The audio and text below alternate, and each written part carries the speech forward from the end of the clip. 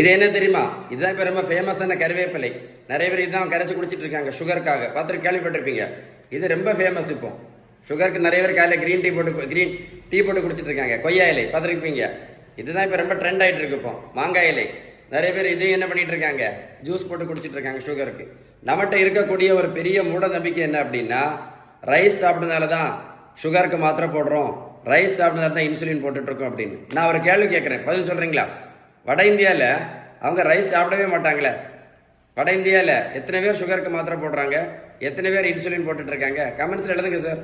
இன்னொரு பெரிய மூட நம்பிக்கை, சுகருக்கும் ப்ரெஷருக்கும் மாத்திரை மட்டும் போட்டால் போதும் சரியாயிரும் அப்படின்னு. அப்படி யாருக்கா சரியா இருக்கா சொல்லுங்க. இதான் இப்போ ரொம்ப ஃபேமஸ். சிறுதானியம் மட்டும் சாப்பிட்டா போதும், சுகர் மாத்திரையை நிறுத்திடலாம், இன்சுலினை நிறுத்திடலாம், வெயிட்டை வேற குறைச்சிடலாம் அப்படின்னு. அப்படி யாராவது நடத்தியிருக்காங்களா சொல்லுங்களா? சிறுதானியம் மட்டும் சாப்பிட்டதுனால ஏதாவது மாத்திரை யாராவது நடத்தியிருக்காங்களா சொல்லுங்க. இதான் இப்போ ரொம்ப ட்ரெண்டு. நடைபயிற்சி மட்டும் பண்ணால் போதும், சுகர் மாத்திரையும் ப்ரெஷர் மாத்திரையும் இன்சுலினும் எல்லாம் நடத்திடலான்னு. நல்லா கேட்டுக்கிடுங்க. 1 கிலோமீட்டர் நடைபயிற்சி பண்ணினா கூட 40லேருந்து 50 கேலரி மட்டும்தான் இருக்க முடியும்.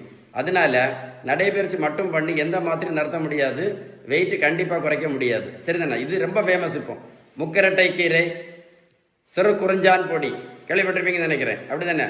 வெந்தயம், ஆவாரம்பூ, கொய்யா இலை, கிரீன் டீ, கரிஞ்சீரகம், கருவேப்பிலை, நெல்லிக்காய் ஜூஸ், நாவல் பழம், இது எல்லாமே நல்லது தான். நான் என்ன கேட்குறேன்னா, இது சாப்பிட்டதுனால யாராவது சுகர் மாத்திரை நடத்தியிருக்காங்களா, இல்லை யாராவது பிபி மாத்திரை நடத்தியிருக்காங்களா, இல்லை யாராவது கொலஸ்ட்ரால் மாத்திரை நடத்தியிருக்காங்களா, இல்லை யாராவது இன்சுலின் நடத்தியிருக்காங்களா? சுகருக்கு ஒரே ஒரு மாத்திரை சாப்பிட்டுட்டு இருந்த பேஷண்ட் இப்போ சுகருக்கு மட்டும் 3 மாத்திரை சாப்பிட்றாங்களே. சுகருக்கு மாத்திரை மட்டும் சாப்பிட்டுட்டு இருந்த பேஷண்ட்டு இப்போ இன்சுலினும் சேர்ந்து போட்டுட்டு இருக்காங்களே. வெந்தயம், கருவேப்பிலை, கரிஞ்சீரகம், மாங்காய் இலை, கொய்யா இலை, சிறுதானியம், முக்கரட்டை கீரை, நாவல் பழம், இதெல்லாம் நல்லது தான் சாப்பிட்டதுனால. நல்லா கேட்டுடுங்க. மருத்துவத்தோட ஸ்டாண்டர்ட் புத்தகம் ஹாரிசன்.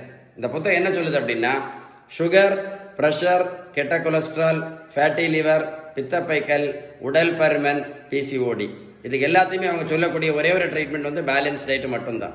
அது மட்டும் இல்லை, பேலன்ஸ் டயட் நீங்கள் கடைபிடிக்காமல் மாத்திரை இன்சுலினை மட்டும் போட்டுட்டு இருந்தீங்கன்னா எந்த நோயும் எண்ணெய்க்கும் கண்டிப்பாக சரியாகாதுன்னு அந்த புத்தகம் தெளிவாக சொல்லியிருக்கு. அதில் ஒரு கைண்ட் ரிக்வெஸ்ட்டாக சொல்கிறேன், இந்த வீடியோ கண்டிப்பாக லைக் பண்ணி உங்கள் ஃப்ரெண்ட்ஸுக்கு ஷேர் பண்ணி கொடுத்தீங்கன்னா நிறைய பேருக்கு யூஸ்ஃபுல்லாக இருக்கும். அது மட்டும் இல்லை, ஏதாவது சந்தேகம் இருந்தால் கமெண்ட்ஸில் குட்டுன்னு டைப் பண்ணுங்கள், கண்டிப்பாக ரிப்ளை பண்ணுவேன். இந்த வீடியோ சேவ் பண்ணி வைங்க, சேவ் பண்ணி ஒரு கூட போட்டு கேளுங்க, அப்போ தான் உங்களுக்கு கரெக்ட் கான்செப்ட் தெரியும். ஏதாவது சந்தேகம் இருந்தால் கண்டிப்பாக கால் பண்ணி பேசுங்க. கண்டிப்பாக என்ன பண்ணுங்கள், லைக் பண்ணி கண்டிப்பாக ஷேர் பண்ணுங்கள். ஓகேவா?